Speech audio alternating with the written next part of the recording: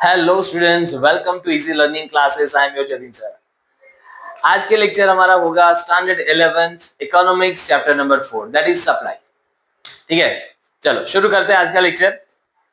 So previous lecture हमारा जो था वो था डिमांड, जिसमें हमने जो पूरा चैप्टर देखा था it was from the customers point of view, और आज का जो हमारा चैप्टर रहने वाला है that will be from the sellers point of view.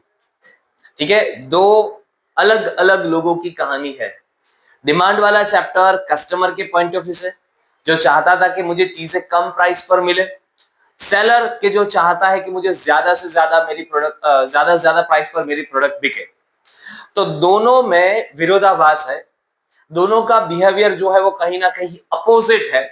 ठीक है, दोनों के फंडामेंटल्स थोड़े बहुत अपोजिट है, दोनों का बिहेवियर थोड़ा बहुत अपोजिट है। तो यही कहानी हम देखने वाले हैं पूरे चैप्टर के अंदर। Let's start this chapter that is supply.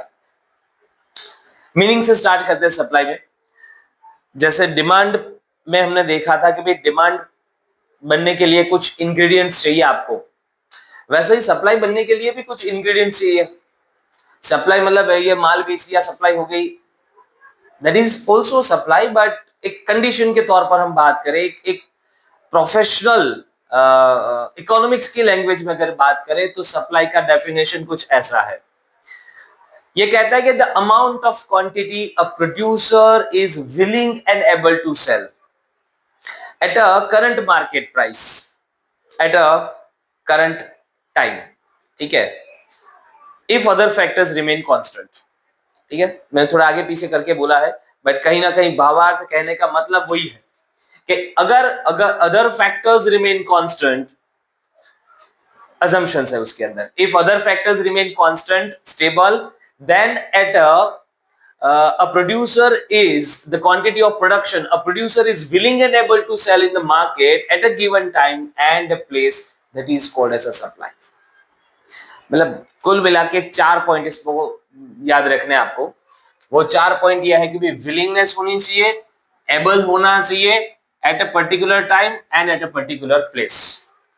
Suppose I am a seller, ठीक है, मैं एक प्रोड्यूसर हूं, मैं एक सेलर हूं, तो ये चीज है कि भाई मेरी बेचने की इच्छा होनी चाहिए, विलिंगनेस होनी चाहिए। अभी आप कहो कि सर बेचने बैठे हो, प्रोड्यूसर हो, सेलर हो, तो बेचना तो होगा ही, आप क्यों नहीं बेचोगे? आप विलिंगनेस तो होगी, आप में कूट कूट कर भरी होगी। हाँ ये तो है, बट ऐसा है कि भाई मैं ये प्राइस पर बेचना नहीं चाहता, हुई ना विलिंगनेस वाली बात। मैं अभी बेचना नहीं चाहता, हुई विलिंगनेस वाली बात। तो वहां पर वो विलिंगनेस रोल प्ले करेगा अपना, इसलिए कहा गया कि he must be willing to sell. ठीक है, ओके चलो, मेरी मर्जी है, मेरी इच्छा में विलिंगनेस बताई मैंने, बेचना चाहता हूं। एबल हो क्या आप? एबल मतलब क्या, मतलब बॉडी से? वैसे नहीं, क्या आपके पास क्वांटिटी अवेलेबल है? चलो मुझे ऑर्डर मिला कि 5,000 क्वांटिटी सप्लाई कर देना जतिन भाई, ठीक है, एग्री, मैं खुश हो गया, विलिंगनेस भर भर के है मेरे में, मैं सप्लाई करना चाहता हूं। बट क्या मेरे पास गोडाउन में 5,000 क्वांटिटी पड़ी है? Am I able to supply 5,000 quantity? वो सेंस में एबलनेस की बात कर रहे हैं। ठीक है, एबल मतलब वो स्ट्रेंथ वाइज नहीं, बॉडी वाइज बात नहीं कर रहे, है ना। क्या आपके पास उतना क्वांटिटी है सप्लाई करने के लिए? बोले हाँ है, 5 नहीं सर, आप बोलोगे 10,000 भी पड़ी है, बोलो, काइंड ऑफ। तो जहां पर ये दोनों बातें बन गई कि भाई हाँ मैं एबल भी हूं सप्लाई करने के लिए, मेरी विलिंगनेस भी है सप्लाई करने के लिए। अभी बेचना चाहते हो? अरे अभी बेचना चाहता हूं मैं, एट दिस प्राइस जो मार्केट में चल रहा है, हाँ एट दिस प्राइस, तो फिर सप्लाई बन गई। ठीक है, ये 4 पॉइंट है डेफिनेशन के अंदर कि when a producer is able and willing to sell, ठीक है, at a current market price at a particular time, then it will be a supply. हाँ, इसमें एक चीज है कि if other factors remain constant, वो अजम्पशन की बात कर रहे हैं यहाँ पर। जैसे हमने डिमांड वाले चैप्टर में भी देखा था कि भाई कुछ अजम्पशंस करनी पड़ती है, कुछ चीजें जो है वो स्टेबल करनी पड़ती है, तब जाके वो पर्टिकुलर रूल जो है वो अप्लाई होता है। वो चीज हम देखेंगे आगे चल के, यहाँ पर लॉ ऑफ सप्लाई में देखेंगे अदर फैक्टर्स वाला। ठीक है, फाइन। यहाँ पर सिंपल इतना बता दो आप कि a producer is willing and able to sell at a particular price at a particular time, तो ये हो जाएगा आपका सप्लाई। अब मूव करते हैं स्टॉक एंड सप्लाई की तरफ। What do you mean by stock and supply? क्या दोनों सिमिलर नहीं है? Stock and supply similar word नहीं है। हाँ, कभी कभी नॉर्मल सेंस में तो सिनोनिमस के तौर पर यूज कर लेते हैं हम लोग, बट इकोनॉमिक्स में there is a difference between this two. Stock अलग है, सप्लाई अलग है। बहुत ही छोटा टॉपिक है, इजीली समझ में आ जाएगा। देख भाई, स्टॉक मतलब मेरे गोडाउन में जो क्वांटिटी अवेलेबल है वो स्टॉक है, ठीक है, वो स्टॉक है। और सप्लाई मतलब क्या? सप्लाई मतलब ये definition, willing and able to sell वाली बात है, ठीक है। तो कहने का मतलब यह है कि stock is the quantity available to sell, while supply is the quantity of goods a seller is able in willing to sell. दोनों में अंतर है, फर्क है। जो जो माल, जो चीजें गोडाउन में पड़ी है ना, उसको हम बोलेंगे स्टॉक, उसको हम बोलेंगे स्टॉक। उसमें शायद मेरी विलिंगनेस ना हो बेचने के लिए, तो वो सप्लाई नहीं बन सकती। स्टॉक तो पड़ा है but I am not ready to sell, मन नहीं कर रहा है ये प्राइस पर बेचने को, मैं बाद में बेचता हूं। तो स्टॉक है, एबल हो आप, बट नहीं बेचना है मुझे, तो वो स्टॉक आपकी सप्लाई नहीं बन सकती, ठीक है। स्टॉक है मेरे पास, that is the quantity of goods आपके पास जो है, the quantity of goods you possess, ठीक है। और बात आती है सप्लाई की, yes I have quantity of goods and I am ready to supply, I am willing to supply, I am ready to sell at this price right now, तो वो supply है, ठीक है। तो ये अंतर है दोनों के अंदर। एक जो है quantity of goods available with me, maybe may not be I'm ready to sell, while supply yes I'm ready to sell, the quantity I am ready to sell, it is called as a supply. Clear? एक छोटा सा topic था between stock and supply. अब आगे बढ़ते हैं, topic अपना बनता है factors affecting to supply. Broadly two categories में इसको डिवाइड किया गया है, price factor and other than price factor. ये पूरे चैप्टर में आप एक माइंडसेट लेकर चलना, सेलर वाला माइंडसेट, कि आप ही प्रोड्यूसर हो, आप ही सेलर हो, आप ही दुकान लगाकर बैठे हो, तो आप क्या सोचकर बैठे होंगे, आपका माइंडसेट क्या चल रहा होगा, वो लेकर चलना, आपको इजीली समझ में आएगा। वाइल डिमांड वाले चैप्टर में आप एक बायर हो, आप एक बायर हो, मार्केट में गए हो खरीदारी करने के लिए, भावताल करोगे, बार्गेन करोगे, सस्ता खोजोगे, वो वाला माइंडसेट लेकर चलना डिमांड वाले चैप्टर में। यहां पर एक प्रोड्यूसर वाला माइंडसेट लेकर चलना। फैक्टर्स अफेक्टिंग टू सप्लाई, कोई गुड्स की सप्लाई बनेगी या नहीं बनेगी, वो डिपेंड करता है इन सब बातों के ऊपर। सप्लाई बनेगी कि नहीं बनेगी, हाँ वही चीज, बेचेगा क्या नहीं बेचेगा प्रोड्यूसर, ऐसा, हाँ। तो उसमें पहला आता है price of the product. Price of the product, being a supplier आप क्या चाहते हो? क्योंकि ज्यादा प्रॉफिट, हाँ ये सही बात कही आपने, क्या चाहते हो? ज्यादा प्रॉफिट, मतलब हायर प्राइस पर बेचना, यस डेफिनेटली। तो वही बात है कि at a higher price there will be higher supply, at a lower price there will be lower supply. क्योंकि being a producer, being a seller, हमारा मोटिव होता है कि ज्यादा प्रॉफिट अर्न करें, रीजनेबल प्रॉफिट अर्न करें, कस्टमर को satisfaction मिले, उसके साथ साथ हमें थोड़ा बहुत प्रॉफिट भी मिले, ये माइंडसेट होता है एक सेलर का, यस डेफिनेटली। तो प्राइस क्या अफेक्ट करी? प्राइस ऐसे अफेक्ट करता है, at a higher price, at a higher price there will be higher supply, while at a lower price, at a lower price there will be lower supply। यानी कि price and supply के बीच में एक positive relation है, हालांकि demand और price के बीच में अपोजिट रिलेशन था। प्राइस बढ़े डिमांड कम होगा, प्राइस कम होगा डिमांड बढ़ेगी, अपोजिट चल रहे थे। ये दोनों सिमिलर पैटर्न में चल रहे हैं, increase increase decrease decrease, price बढ़ा सप्लाई बढ़ी, प्राइस डिक्रीज सप्लाई डिक्रीज, ठीक है। तो ये हुआ प्राइस फैक्टर, ठीक है, इंपॉर्टेंट हुआ ना, सप्लाई बनेगी कि नहीं बनेगी। अगर आप देख रहे हो कि भी मार्केट में प्राइस दबा के मिल रहा है तो तुम बेचने को तैयार हो, अगर प्राइस मॉडरेट है, अगर प्राइस बहुत कम मिल रहा है तो तुम क्या करोगे, मार्जिन बहुत छोटा है, क्या करोगे, नहीं बेचना मुझे। क्लियर? तो प्राइस एक फैक्टर बना आपकी सप्लाई बनने के लिए या नहीं बनने के लिए, एग्री? चलो ये एक फैक्टर हुआ। फिर आता है अदर देन प्राइस फैक्टर। इसमें मैं प्राइस की बात नहीं करूंगा, बट फिर भी बट फिर भी यहाँ पर वो बात आएगी कि सप्लाई बनेगी कि नहीं बनेगी। अब चाहते हो तो ये नोट का स्क्रीनशॉट ले सकते हो, ठीक है। क्या है फैक्टर्स अदर देन प्राइस की मैं बात करता हूं तो उसमें कॉस्ट ऑफ प्रोडक्शन आता है, लेवल ऑफ टेक्नोलॉजी आता है, future expectation regarding the prices and other factors. इतने पॉइंट बनते हैं अदर देन प्राइस में, और ये सारे पॉइंट जो है वो हमारी सप्लाई को अफेक्ट करते हैं। या तो वो अगर ये पॉजिटिव बिहेव करेंगे तो सप्लाई बढ़ेगी, अगर ये नेगेटिव बिहेव करेगा तो सप्लाई कम होगी, एज सिंपल एज दैट। बात करते हैं कॉस्ट ऑफ प्रोडक्शन की। कॉस्ट ऑफ प्रोडक्शन आप जानते ही होंगे क्या होता है कि भाई चीजें बनाने का खर्चा। Suppose I am a producer, ठीक है, तो मुझे पर्टिकुलर प्रोडक्ट बनाने में खर्चा कितना लगता है, बात समझे। लैंड, लेबर, कैपिटल, ये सब चीजों का खर्चा होता है। इसके अलावा अदर डायरेक्ट इनडायरेक्ट कॉस्ट भी लगती है। सो मीनवाइल अगर ये कॉस्ट जो है उसका प्राइसेस बढ़ा तो मुझे क्या करना पड़ेगा, मुझे सेलिंग प्राइस भी बढ़ानी पड़ेगी। मैं आपको एक एग्जांपल देता हूं कि सपोज मान लीजिए कि हमें कोई प्रोडक्ट जो है वो 100 रुपए में हमारा सीपी है, कॉस्ट ऑफ प्रोडक्शन है, जिसमें मैं 40 रुपीज ऐड करके 140 रुपीज में बेचता हूं। बात समझे क्या।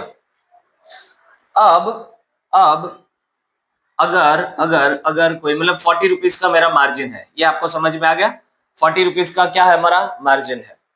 बट अगर मुझे कोई कहे कि आप 130 में बेचोगे, मैंने कहा नहीं, 120 में सवाल ही पैदा नहीं होता, नहीं बेचूंगा मैं, है ना। क्यों, तो कभी मैंने मार्जिन फिक्स कर रखा है, मेरा 40 रुपीज का मार्जिन मिलना चाहिए तभी मैं प्रोडक्ट सेल करूंगा, अदरवाइज नहीं करूंगा, ठीक है। आप 140 पे ही बेचोगे, 130 पे नहीं बेचोगे, नहीं, तो 130 या 20 पे तो जाने का सवाल ही नहीं आता है, ठीक है, ओके।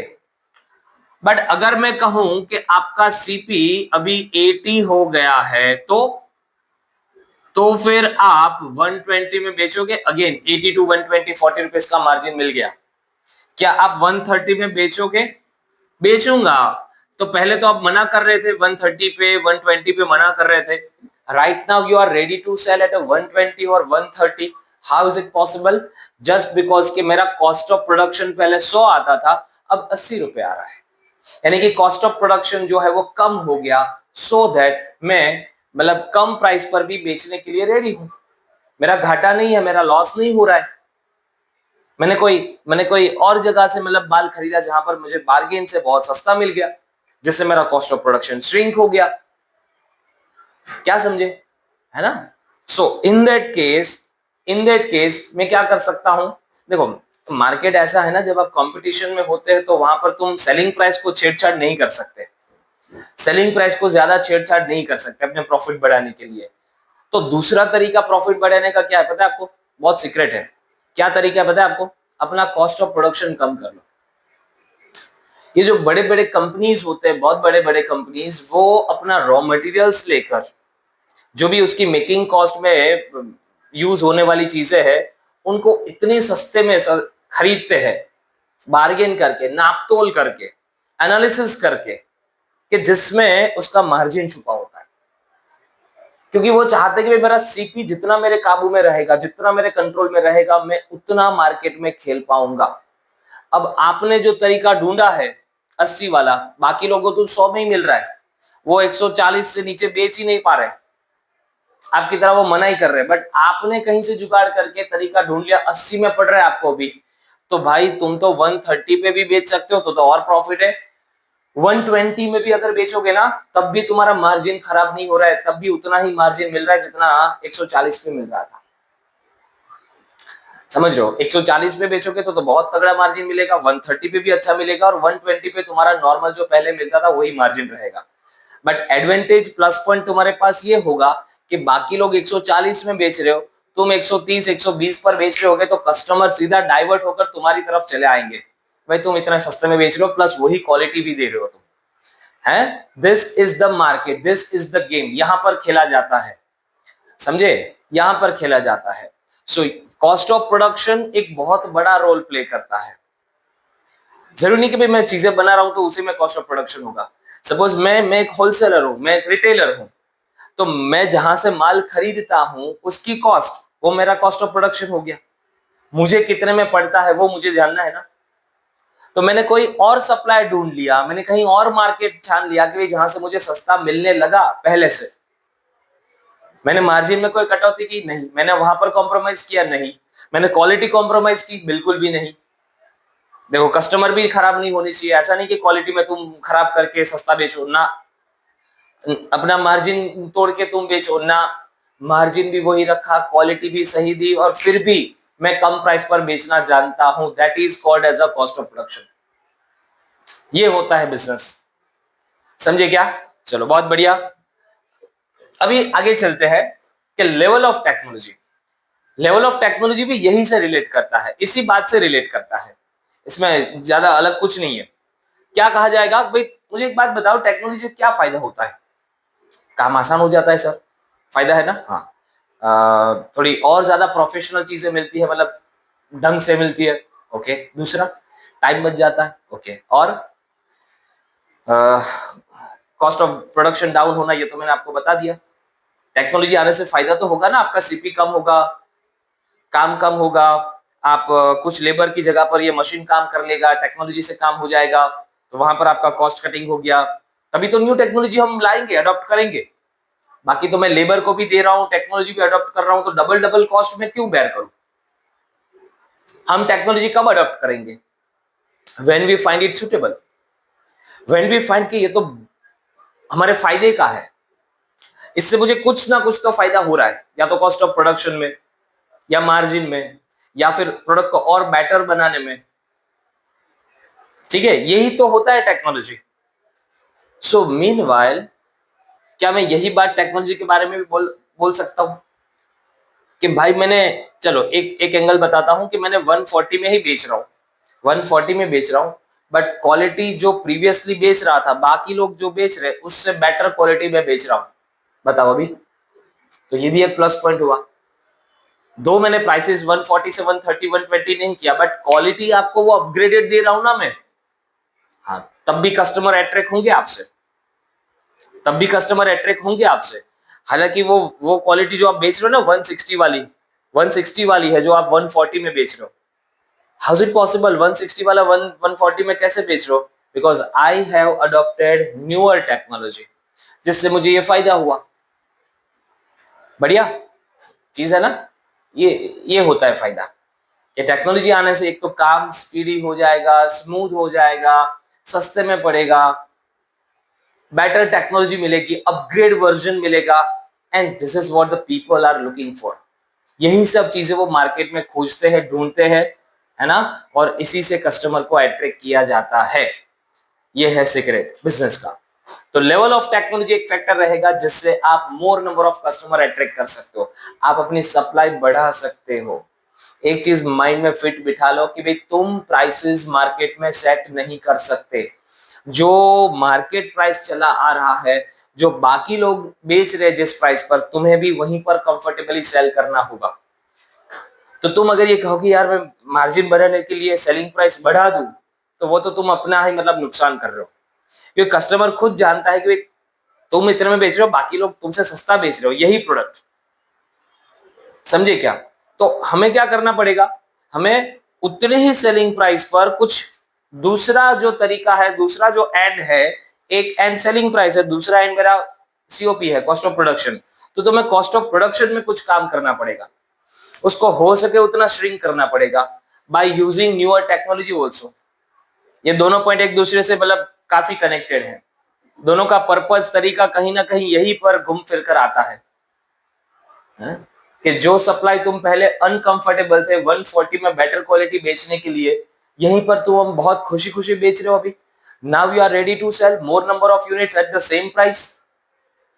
What happened? क्योंकि भाई मैंने नई टेक्नोलॉजी अडॉप्ट किया और इससे मुझे फायदा हो गया है। So now I am ready, मेरा मार्जिन भी इंटैक्ट हो रहा है, कस्टमर भी सेटिस्फाइड है, अपग्रेड वर्जन भी बेच रहा हूं, टाइम भी बच रहा है, बहुत फायदे हैं। ठीक है, चलिए टेक्नोलॉजी का फायदा हुआ। फिर आगे बढ़ते हैं, future expectation regarding the prices. मान लीजिए कि आप एक प्रोड्यूसर हो, आप एक सेलर हो, और और आपको पता लगा है कि मतलब अगले महीने से प्राइसेस जो है मार्केट में काफी ज्यादा बढ़ने वाले हैं, है ना, due to XYZ reason. Just imagine कीजिए कि अगले महीने से प्राइसेस काफी बढ़ने वाले हैं। यही एग्जांपल में कंटिन्यू करते हैं कि ड्यू टू सम रीजंस ये 140 का 160 या 180 तक प्राइसेस जाने वाला है। अभी तुम कितने बेच रहे हो? 140 में। और तुम्हें पता लगा है कि भी मार्केट में ड्यू टू सम और सब रीजंस ये 180 तक जा सकता है, तो तुम क्या करोगे? चलो बेस्ट एग्जांपल है मेरे पास, शेयर के प्राइसेस।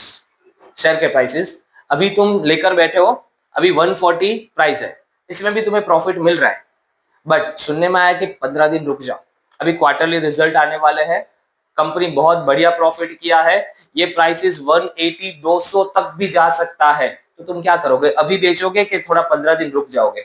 नहीं, तुम बताओ क्या करोगे? क्या करोगे? सीधा आंसर है सर 15 दिन रुकना ही चाहिए ना। हाँ, तो वही तो होता है, 15 दिन रुक गए, आपको क्या चाहिए? तो भाई ज्यादा प्रॉफिट अर्न करना है। तो चाहे प्रोड्यूसर हो, चाहे शेयर मार्केट की बात हो, वहां पर यही चीज होती है, आपको फ्यूचर एक्सपेक्टेशन लुभाती है।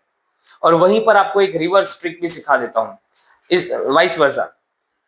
वहीं पर आपको कोई ऐसा न्यूज मिला कि भाई 140 अभी तुम्हें प्रॉफिट मिल रहा है, हाँ बेच दे। शेयर की बात कंटिन्यू करता हूं, 140 पे बेच दे। क्यों क्यों बेच दे?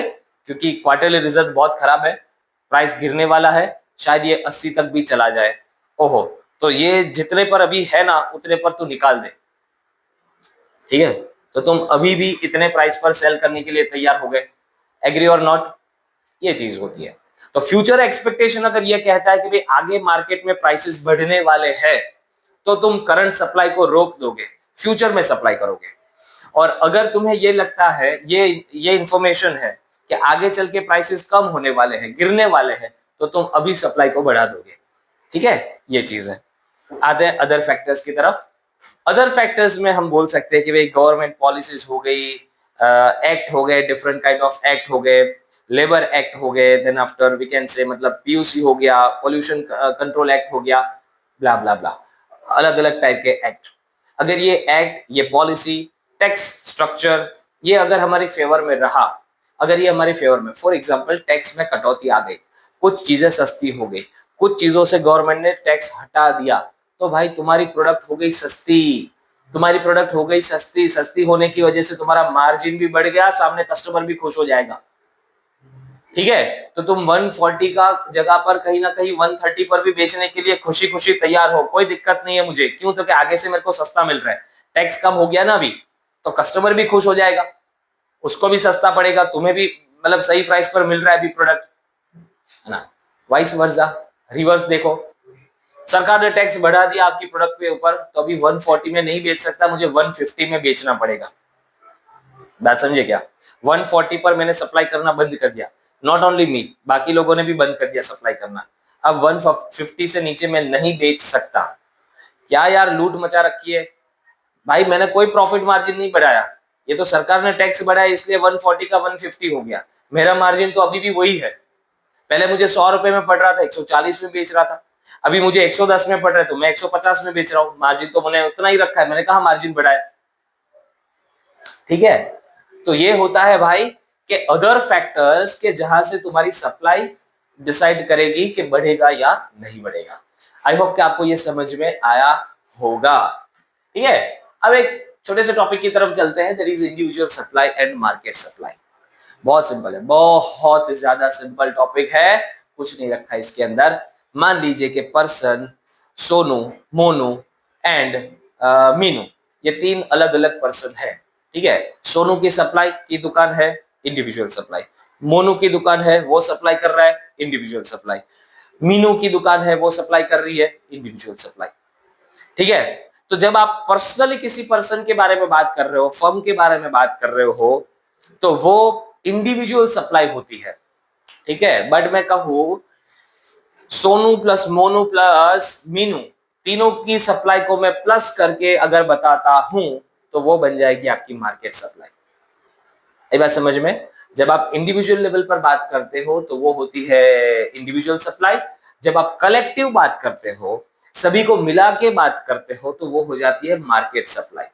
मान लीजिए कि सोनू 50 यूनिट बेच सकता है, मान लीजिए कि मोनू 100 यूनिट बेच सकता है, और मान लीजिए कि भाई मीनू जो है वो भी 100 यूनिट बेच सकती है। तो 100 मीनू की सप्लाई इंडिविजुअल, 100 मोनू की सप्लाई इंडिविजुअल, और सोनू 50 यूनिट की सप्लाई। ये तीनों इंडिविजुअल 50 100 100 इंडिविजुअल हुई। बट अगर मैं मार्केट सप्लाई की बात करूं तो 100 प्लस 100 प्लस 50 यानी कि 250 यूनिट की सप्लाई अवेलेबल है भाई। मार्केट सप्लाई कितनी है? 250। बट मैं पूछूं मोनू की सप्लाई कितनी है? बोले 50। सोनू की सप्लाई कितनी है? 50 100। मीनू की सप्लाई कितनी है? 100। ऐसा नहीं भाई टोटल सप्लाई बोलो ना मार्केट में अभी कितना मिल सकता है, तो तीनों का प्लस करके भाई 250 यूनिट मिल सकते हैं आपको। ये होता है individual supply and market supply. I hope कि आपको ये चीज समझ में आई होगी। ठीक है, बढ़ते हैं अगले टॉपिक की तरफ। That is a law of supply, one of the most interesting topic of this chapter. ठीक है, one of the most interesting topic of this chapter, that is a law of supply. बहुत ही important topic है ये chapter का, है ना। चलो समझते हैं क्या है लॉ ऑफ सप्लाई। क्या है? जैसे लॉ ऑफ डिमांड हमने देखा था वैसे लॉ ऑफ सप्लाई भी है ये। ठीक है, लॉ ऑफ सप्लाई में हम लोग बात करेंगे कि if other factors remain constant, ठीक है, if other factors remain constant then at a higher price there will be higher supply, at a lower price there will be lower supply. Higher price higher supply, lower price lower supply. ये हो गया उसका क्या, तो कि ये हो गया उसका स्टेटमेंट। हायर प्राइस पर हायर सप्लाई करेंगे, लोअर प्राइस पर कम सप्लाई करेंगे। आप कौन हो? आप प्रोड्यूसर हो। आप कौन हो? आप सेलर हो। सेलर क्या चाहता है? सेलर ज्यादा प्राइसेस पर बेचना चाहता है। सेलर क्या नहीं चाहता? लोअर प्राइस पर बेचना नहीं चाहता। अगर ज्यादा प्राइस मार्केट में मिलता है तो he is ready to supply more units. अगर कम प्राइस पर मार्केट चल रहा है तो he is not ready to sell more units. क्यों?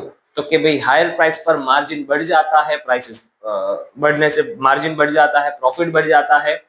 वहीं पर लोअर प्राइसेस पर उनका प्रॉफिट कम हो जाता है, मार्जिन भी कम हो जाता है। So that he is not ready to supply. ये है फंडा। अब अजम्पशन करनी पड़ेगी आपको कुछ ये बात को प्रूव करने के लिए। ये जो लॉ ऑफ सप्लाई है उसको हम अभी प्रूव करने जा रहे हैं। इसको अभी हम प्रूव करने जा रहे हैं कि हाँ भाई हायर प्राइस पर वो बेचेगा, लोअर प्राइस पर नहीं बेचेगा। Assumption number 1, prices of the factors of production remain stable. ये जो चीजें बताई थी ना हमने यहां पर अदर फैक्टर्स वाली, वो यहां पर आ रही है। ठीक है, अगर ये चीजें स्टेबल है यानी कि factors of production, prices of factors of production remain stable, land, labour, capital, ये तीनों का अपना जो रेट है वो क्या है? फिक्स्ड रहेगा, बढ़ेगा नहीं, कम नहीं होगा। Okay, there is a no change in the level of technology. Technology में कोई अपग्रेड वर्जन नहीं आएगा, जो है वैसे की वैसी रहेगी मार्केट में। Level of competition will be the same. जितनी फर्म मार्केट में है, जितना कंपटीशन लेवल मार्केट में अभी एग्जिस्ट करता है, दैट विल कंटिन्यू। ना कोई कॉम्पिटिटर बढ़ेगा ना डिक्रीज होगा, ना कोई सप्लाई बढ़ाने वाला आएगा ना कोई सप्लाई कम करने वाला आएगा। और अदर फैक्टर्स जैसे कि गवर्नमेंट की policy, transport facility, natural factors, ये सारी बातें जो है वो न्यूट्रल रहेगी, कांस्टेंट रहेगी, कोई चेंजेस नहीं, कोई बदलाव नहीं आएगा। अगर ऐसा माहौल, ऐसी परिस्थिति हुई तो हम ये बात को प्रूव कर सकते हैं जो सेलर है, जो प्रोड्यूसर है, वो हायर प्राइस पर हायर सप्लाई करने के लिए उत्सुक होगा, लोअर प्राइस पर लोअर सप्लाई करने के लिए वो बैठेगा। ठीक है, चलिए आ जाते हैं शेड्यूल की तरफ। ये एप्पल है और एप्पल के प्राइसेस है और ये एप्पल की सप्लाई है। मान लीजिए कि मार्केट में 50 रुपए केजी का भाव चल रहा है तो वो 200 केजी एप्पल सप्लाई करने के लिए तैयार है। फिर प्राइसेस बढ़ के 60 रुपीज हुए तो ये बंदा तैयार हो गया कि अभी मैं 400 यूनिट सप्लाई करने के लिए तैयार हूं आपको। मार्केट में 70 रुपीज प्राइस हो गया, is ready to supply 600 units. Market में और प्राइसेस बढ़े, 80 रुपीज हुए तो ये 800 यूनिट बेचने को तैयार है। और जब 90 रुपए हो गए तो वो 1000 यूनिट्स बेचने को तैयार है। तो यहां से साफ दिख रहा है कि जैसे जैसे जैसे प्राइसेस बढ़े उसने अपना सप्लाई भी बढ़ाया. So at a highest price of 90, there is a highest supply of 1000 quantity, while at a lowest price of 50 rupees, there is a lowest supply of 200 kg. As simple as that. आगे बात समझ में. चलिए इससे बात को हम लोग यहाँ पर डायग्राम में प्रेजेंट करेंगे. एक चीज याद रखना बेटा, there is a positive relation between price and supply. Price बढ़ा, सप्लाई बढ़ी, प्राइस कम, सप्लाई कम, इसको पॉजिटिव रिलेशन कहते हैं. और जब भी दो फैक्टर के बीच में पॉजिटिव रिलेशन होता है तो उसको अपवर्ड ही डायग्राम मिलता है. जब दोनों के बीच में अपोजिट रिलेशन होता है तो डाउनवर्ड स्लोपिंग मिलता है. डिमांड वाला जो देखा था वो डाउनवर्ड स्लोपिंग था और ये जो है ये अपवर्ड स्लोपिंग मिलेगा. हमने एक्स एक्सिस पर लिया है सप्लाई, वाई एक्सिस पर लिया है प्राइस.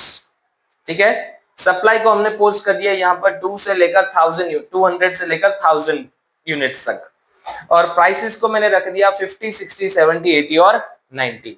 आप डॉट्स को कनेक्ट करते जाओ. 50 पर 200, 60 पर 4, 70 पर 8, 6, 80 पर 8 और 90 पर 1000. ये सारे डॉट्स को जैसे ही आप कनेक्ट करोगे यू विल फाइंड एक अपवर्ड रेजिंग डायग्राम. वहां पर A B C D E करके पॉइंट्स आप दे दीजिएगा. ये हमने प्रूव किया कि at higher price higher supply, lower price lower supply. I hope कि आपको पूरे लेक्चर में समझ आया होगा. ठीक है, आगे भी इसमें बहुत सी चीजें अभी बाकी है समझाने के लिए, है ना. पार्ट 2 में इसको हम कवर करेंगे. फिर भी आपको अकाउंट इको ओसीएम के अंदर कोई भी डाउट रहेगा आप मुझे क्वेश्चन करना. आप मुझे उसमें डीएम में जरा कमेंट में जाकर बताना. If you are satisfied with the video again जाके उसमें कमेंट करना बेटा. ठीक है, आप अपने फ्रेंड्स में भी शेयर करना वीडियोस को.